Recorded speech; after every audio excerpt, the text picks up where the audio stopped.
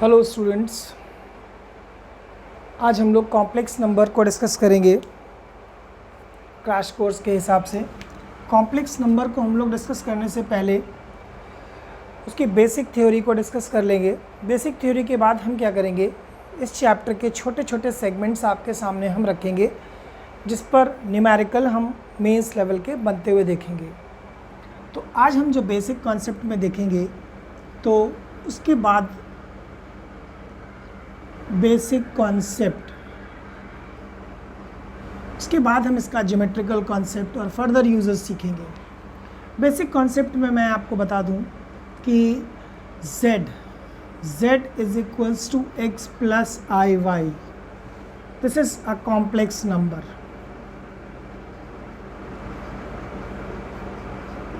Right, अब हमने इसे कॉम्प्लेक्स नंबर क्यों कहा? कॉम्प्लेक्स नंबर इसलिए कहा क्योंकि it formed by two parts, जिसमें हम x को बोलते हैं रियल पार्ट ऑफ z, जिसे शॉर्टकट में REZ से रिप्रेजेंट करेंगे, और y को बोलेंगे हम लोग इमेजिनरी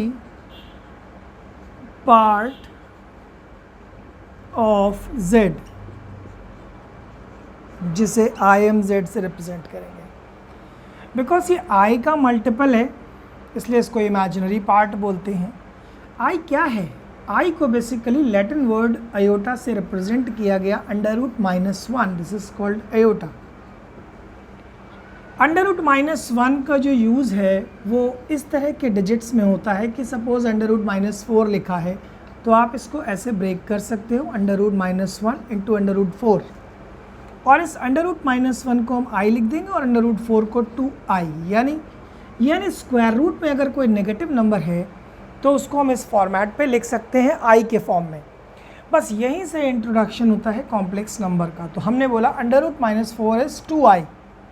अब i जो मैंने पढ़ा वो क्या था? i is Latin word iota √-1, यानी i स्क्वायर इज़ -1, यानी i to the power 4 is 1। दोबारा स्क्वायर कर लिया हमने, एक बार स्क्वायर किया तो i स्क्वायर, दोबारा स्क्वायर कर लिया i 4 इज़ 1, यानी i टू द पावर 4 के जितने भी मल्टीपल होंगे दैट विल बी 1। बीच में एक टर्म मिसिंग है i क्यूब, तो i क्यूब को हम लोग लिख सकते हैं i स्क्वायर इंटू i, यानी i क्यूब इज़ -i। बस ये आपको फॉर्मेट याद करना है कि हम इन सारे नंबर्स को इस तरह से लिख सकें। अभी बात हमने कहाँ से शुरू करी थी? कॉम्प्लेक्स नंबर से, यानी z से डिनोट करते हैं जिसको, और x प्लस आई वाई के फॉर्म में रिप्रेजेंट करते हैं, जिसे बोलते हैं कॉम्प्लेक्स नंबर।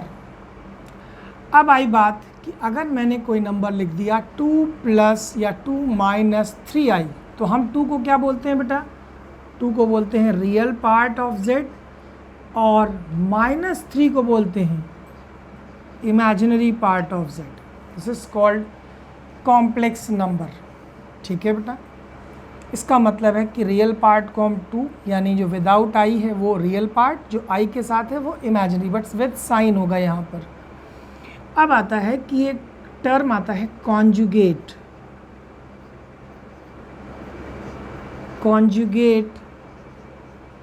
कॉम्प्लेक्स नंबर, ये भी टर्म हम कैसे समझेंगे? इसको हम z बार से डिनोट करेंगे और ये x माइनस आई वाई से रिप्रेजेंट किया जाएगा।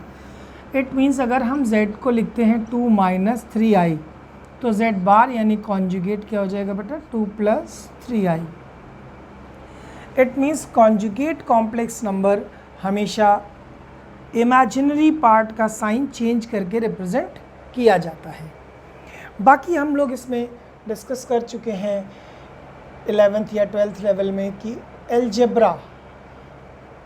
Algebra of complex number.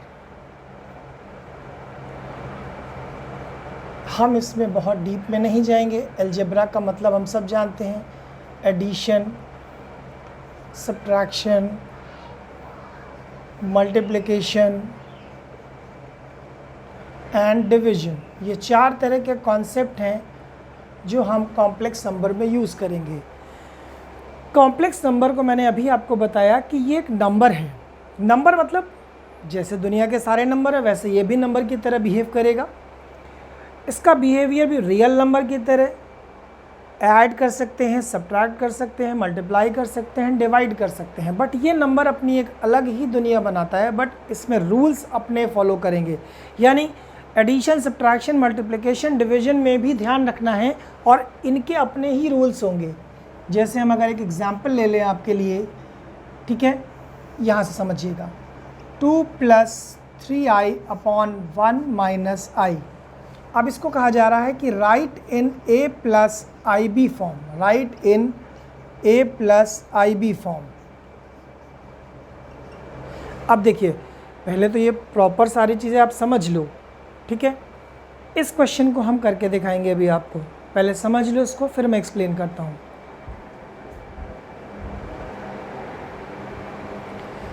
तो अब हम इस क्वेश्चन में बेटा आपको बताएंगे कि सारे एल्जेब्रा यूज़ हो जाएंगे, यानी एडिशन, सब्ट्रैक्शन, मल्टीप्लिकेशन, डिवीजन, चारों चीज़ें यूज़ हो जाएंगी। कॉम्प्लेक्स नंबर में डिवीजन नहीं होता है, बस ये ध्यान रखिएगा आप। इसमें हम क्या करते हैं कि डिनोमिनेटर के कॉन्जुगेट से मल्टीप्लाई कर देते हैं। तो यानी डिनोमिनेटर का कॉन्जुगेट कितना होगा, 1 + i। और जब 1 + i से आप मल्टीप्लाई कर देंगे तो डिनोमिनेटर अपने आप में एक रियल पार्ट देने लग जाएगा। अभी आप देखिए कैसे देगा ये। पहले तो न्यूमरेटर को मल्टीप्लाई कर लो, 2 + 3i 1 + i, और ये डिनोमिनेटर में जो मल्टीप्लाई होगा a - b a + b, यानी a² - b²। न्यूमरेटर का ब्रैकेट ओपन करो, अब यहाँ पे मल्टीप्लिकेशन भी आ जाएगा। मैंने इस सिंगल क्वेश्चन में चारों ऑपरेशंस बताए हैं आपको। तो 2 को पहले इन दोनों से मल्टीप्लाई करो, 2 + 2i, 3i से मल्टीप्लाई करो तो 3i², और डिनोमिनेटर में i² की वैल्यू -1 रखो, 1 + 1। नाउ वी हैव 2, ये -1 यहाँ भी आ जाएगा, तो -1 + 5i/2, यानी -1/2 + 5/2i। अब ये क्या कॉम्प्लेक्स नंबर बन गया बेटा, a + ib के फॉर्म में, that means real part plus imaginary part. इस सिंगल क्वेश्चन में मैंने आपको चारों ऑपरेशंस लगभग बता दिए हैं, बट टाइम कम होने की वजह से हम आपको एक ही एग्जाम्पल इसका देंगे। अब हम जो बताने जा रहे हैं वो इतनी चीज़ों पे आपको समझना है। इम्पॉर्टेंट नोट, ये वो नोट हैं जो सीधे क्वेश्चंस को जनरेट करते हैं। इम्पॉर्टेंट नोट, फर्स्ट, पहला नोट, सबसे पहला वर्ड आता है ऑर्डर पेयर। अब ऑर्डर पेयर का क्या लॉजिक है, जैसे कोई भी कॉम्प्लेक्स नंबर लिखा हुआ है x + iy, तो क्या हम इसको ऑर्डर पेयर के फॉर्म में लिख सकते हैं? बिल्कुल लिख सकते हैं। यानी अगर हम z को ऑर्डर पेयर में लिखें तो x, y लिखा जाता है। हमेशा याद रखिएगा आप। एग्जाम्पल के लिए अगर मैंने आपसे बोला z = -2 - 3i, तो इसका ऑर्डर पेयर क्या हो गया बेटा, -2 and -3। This is order pair, ठीक है। अब यानी कॉम्प्लेक्स नंबर को हम एक जनरल फॉर्म में रिप्रेजेंट करते हैं, वो है जनरल फॉर्म x + iy। अब ऑर्डर पेयर फॉर्म में लिखा। अभी मैंने आपको बताया कि कॉम्प्लेक्स नंबर दुनिया की सारी ब्रांचेस में इस्तेमाल किया जा सकता है, कैलकुलस में भी, वेक्टर में भी, कोऑर्डिनेट ज्योमेट्री में भी। तो अब हम इसका सेकंड पॉइंट समझाने की कोशिश करते हैं आपको, यूज़ इन कोऑर्डिनेट ज्योमेट्री।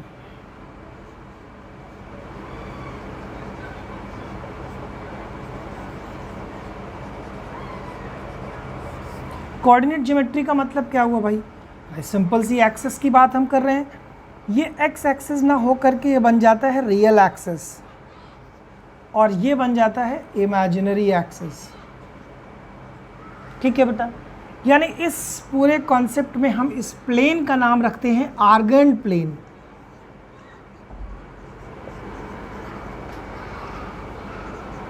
और कॉम्प्लेक्स प्लेन, यानी ये सब कुछ वैसे ही है जैसे कोऑर्डिनेट ज्योमेट्री में था। ये एक्स एक्सिस था, ये वाई एक्सिस था, बट यहाँ पे नाम बदल गया, real axis, imaginary axis, Argand plane या कॉम्प्लेक्स प्लेन। ये कहलाता है फर्स्ट क्वाड्रेंट, ये सेकेंड क्वाड्रेंट, थर्ड क्वाड्रेंट। अब ये स्टेट लेवल में क्वेश्चंस पूछे गए हैं कि कॉम्प्लेक्स नंबर किस क्वाड्रेंट में है। सपोज ऐसे लिखा हुआ है, आपसे बोल दिया जाए कि भाई ये किस क्वाड्रेंट में है, तो आपने तुरंत कहा सर अभी ऑर्डर पेयर लिखता हूँ -2, -3, यानी किस क्वाड्रेंट में चलेगा भाई। ये पहला क्वाड्रेंट तो दोनों प्लस प्लस होता है, दूसरा माइनस प्लस होता है, तीसरा माइनस माइनस होता है और चौथा प्लस माइनस होता है। इसे बोलते हैं quadrant of the complex number. यानी हमने दो चीज़ें सीखी अभी इसमें इंपॉर्टेंट नोट में। पहला ऑर्डर पेयर में रिप्रेजेंट करना सीख लिया, कोऑर्डिनेट ज्योमेट्री में यूज़ सीख लिया कि कैसे हम आइडेंटिफाई करेंगे इस कॉम्प्लेक्स नंबर को। अब हम तीसरा नोट आपको लिख के दिखाते हैं। अब हम लिखते हैं इक्वल कॉम्प्लेक्स नंबर बेटा। तो इक्वल कॉम्प्लेक्स नंबर में क्या होता है, Z1 is equals to Z2। ठीक है, तो जब दो कॉम्प्लेक्स नंबर इक्वल की बात की जाएगी तो x1 plus IY1 x2 plus IY2, यानी रियल पार्ट रियल के इक्वल और इमेजिनरी पार्ट इमेजिनरी के इक्वल। बस इतना सा लॉजिक आपको याद रखना है इक्वल कॉम्प्लेक्स नंबर, इसका भी यूज़ है अभी। ठीक है, फोर्थ पॉइंट में क्या होता है कि if z is equals to x plus IY is a complex number,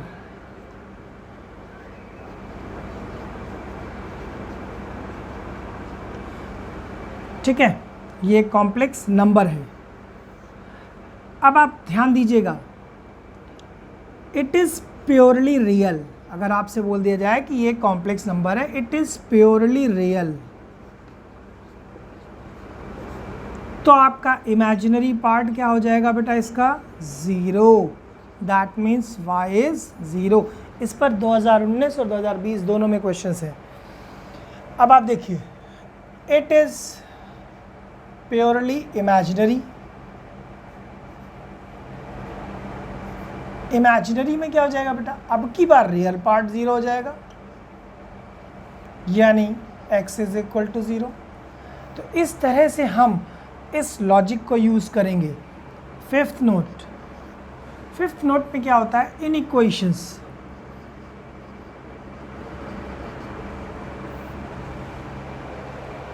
equations में क्या होता है कि अगर मैं आपसे बोल दूं कि Z1 is greater than less than Z2,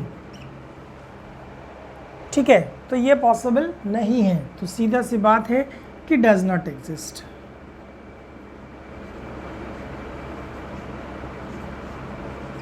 but इस पर भी एक क्वेश्चन VIT में पूछा जा चुका है, A plus IB is greater than C plus ID। ठीक है, अब अगर मैं आपसे बोल दूं कि ये कॉम्प्लेक्स नंबर इसके ग्रेटर है, तो आप कहोगे भाई it is possible if B is equals to D is equals to 0। यानी अगर इमेजिनरी पार्ट इसका 0 हो जाए तो सिर्फ रियल पार्ट बचेंगे, और रियल पार्ट कंपेरेबल होते हैं, इसका मतलब हम इसको कंपेयर कर सकते हैं। लेकिन कभी कभी इसको इस तरह से भी पूछ लिया जाता है। ठीक है, तो दो नंबर्स के स्क्वायर का सम तभी 0 होगा जब वो इंडिविजुअली 0 होंगे। तो ऐसे बोलो या ऐसे बोलो, दोनों का मीनिंग एक ही होता है, तो इसको ध्यान रखिएगा आप।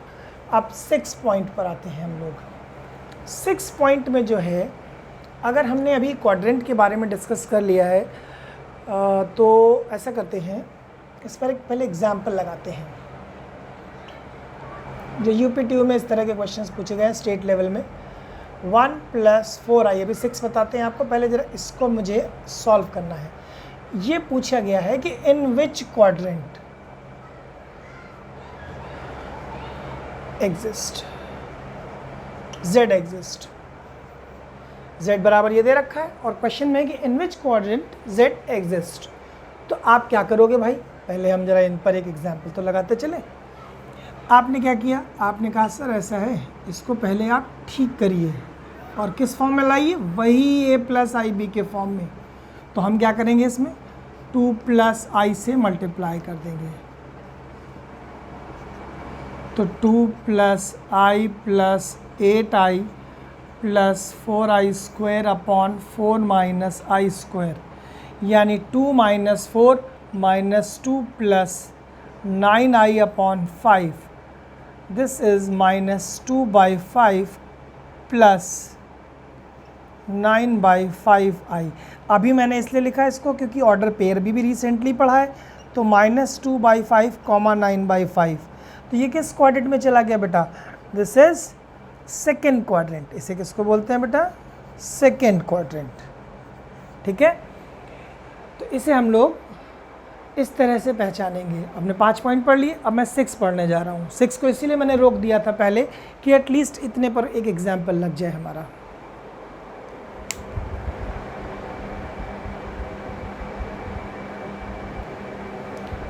अब हम लोग 6 पॉइंट को डिस्कस करेंगे बेटा, modulus and argument of complex number. तो देखो बेटा, मॉड्यूलस एंड आर्ग्यूमेंट क्या होता है? जैसे z को मैंने लिखा x प्लस आई वाई, आपने कहा सर ऐसा करते हैं, इसको ऑर्डर पेयर में लिखते हैं। पहले ऑर्डर पेयर क्या हो गया? x, y। आपने फटाक से इसको आर्गन प्लेन पे या कॉम्प्लेक्स प्लेन पे प्लॉट किया, जिसे x बोला, इसे y बोला, ये x, y हो गया। और अगर हम इस डिस्टेंस को देखें, O और A point, this point is A। अब देखो, अगर O से A तक की डिस्टेंस फाइंड करनी हो तो इस डिस्टेंस को हम पाइथागोरस थ्योरम से फाइंड करेंगे। तो r² is equals to x² plus y², यानी इसी को हम मॉड z कहते हैं, यानी √x² plus y²। This is called modulus of complex number. मैंने अभी आपको बताया कि कॉम्प्लेक्स नंबर हर एक रूप में लिखा जा सकता है। ठीक है, यानी कि अगर हम कोऑर्डिनेट ज्योमेट्री में लिख रहे हैं तो ये एक पॉइंट है, ये कॉम्प्लेक्स पॉइंट कहलाएगा। और अगर हम O से A तक एक लाइन बना दें तो दैट इज़ कॉम्प्लेक्स लाइन बन जाती है। A पर हम एरो बना दें that is complex vector in 2D बन जाता है। तो इस तरह से हम पहचानेंगे, यानी मॉड्यूलस क्या होता है? Distance of complex point from origin. तो ये हमारा लॉजिक बनकर आया, यानी मॉड्यूलस हो गया। अब अगर हम आर्ग्यूमेंट की बात करें तो आर्ग्यूमेंट कैसे निकालते हैं बेटा? बहुत सिंपल सी बात है, इसको थीटा से रिप्रेजेंट करेंगे। This is y, this is x, और हम सीधा सीधा लिखते हैं theta is equals to modulus of y by x। Acute angle लेकर चलेंगे हम यहाँ पर, tan inverse modulus of y by x। This is called argument of z, यानी थीटा को हम कैसे बोलते हैं बेटा? ARGZ। शॉर्टकट में आर्ग्यूमेंट को बोलते हैं ARGZ। लेकिन अब इम्पॉर्टेंट बात ये आती है कि जैसे इस क्वाड्रेंट में ये है, इधर अलग होगा, इधर अलग होगा, इधर अलग होगा, तो हम क्या करते हैं? उसको याद कर लेते हैं प्रिंसिपल वैल्यू। ये याद करना जरूरी है। प्रिंसिपल वैल्यू को हम लोग ऐसे समझते हैं कि अगर कॉम्प्लेक्स नंबर फर्स्ट क्वाड्रेंट में है तो प्रिंसिपल वैल्यू थीटा होगी, अगर सेकेंड क्वाड्रेंट में है तो पाई माइनस थीटा होगी, थर्ड क्वाड्रेंट में है principal value minus pi plus theta होगी, और फोर्थ क्वाड्रेंट में प्रिंसिपल वैल्यू माइनस थीटा होगी। बस इसका आप ध्यान रखेंगे तो आप सारी प्रिंसिपल वैल्यूज़ निकालेंगे, और इसका अभी हम यूज़ करेंगे पोलर फॉर्म में। ठीक है, तो ये जो हमने अभी आज आपको पढ़ाया, थोड़ी सी स्पीड भी रखी ताकि जो क्रैश कोर्स का नाम दिया है तो थोड़ा स्पीड से भी काम चले और कॉन्सेप्ट भी हमारे अधिक से अधिक हो सके, मैक्सिमम हो सके। तो मैंने आज आपको यहाँ पर बेसिक कॉन्सेप्ट बता दिया।